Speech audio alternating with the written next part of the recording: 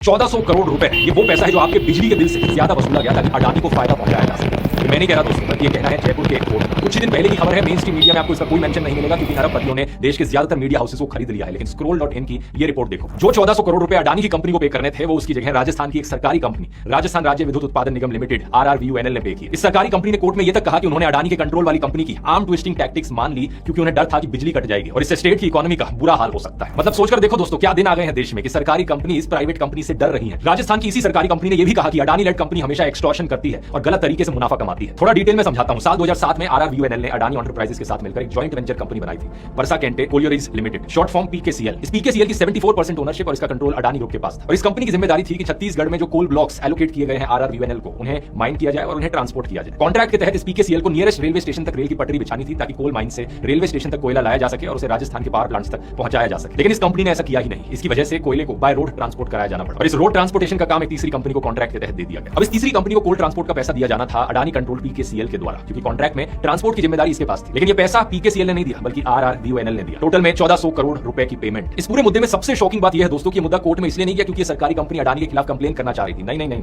ये तो अपने 1400 करोड़ रुपए देकर बिल्कुल चुप बैठी थी। ये मुद्दा कोर्ट में इसलिए गया था क्योंकि अडानी कंट्रोल PKCL खुद इस मामले को कोर्ट में लेकर गई थी। वो कोर्ट RRVUNL के खिलाफ कंप्लेन करने गए थे कि उन्होंने रीइंबर्समेंट में देरी कर दी। ये चाहते थे कि RRVUNL 65 करोड़ रुपए इंटरेस्ट भी पे करे। जब कोर्ट इस पूरे मामले को समझने बैठा, इन्वेस्टिगेट करने बैठा कि यहाँ पर चल क्या रहा है, उन्होंने कॉन्ट्रैक्ट को पढ़ा और तब उन्हें पता लगा कि भाई कॉन्ट्रैक्ट के अनुसार ट्रांसपोर्ट की पेमेंट तो इस कंपनी को करनी ही नहीं थी। कोर्ट के जजेस ये देखकर शॉक रह गए और PKCL पर 50 लाख रुपए का जुर्माना लगाया गया। इसके साथ साथ कोर्ट ने CAG को आदेश दिया कि इस कंपनी और RRVUNL के बीच हुए एग्रीमेंट को ऑडिट किया जाए। इसके खिलाफ PKCL ने राजस्थान हाईकोर्ट में अपील की और फिलहाल के लिए एक स्टे ले लिया। ये कैसी पब्लिक प्राइवेट पार्टनरशिप है जहां नुकसान हमेशा पब्लिक को होता है, घाटा सरकारी कंपनी को होता है और प्रॉफिट हमेशा प्राइवेट कंपनी ले जाती है। और यहाँ पर पर्दे के पीछे की दूसरी साइड भी देखिए। अगस्त 2025 की खबर, छत्तीसगढ़ के हसदेव जंगल में 4.5 लाख और पेड़ काटने की परमिशन दे दी गई ताकि एक और कोल माइनिंग का प्रोजेक्ट वहां शुरू किया जा सके।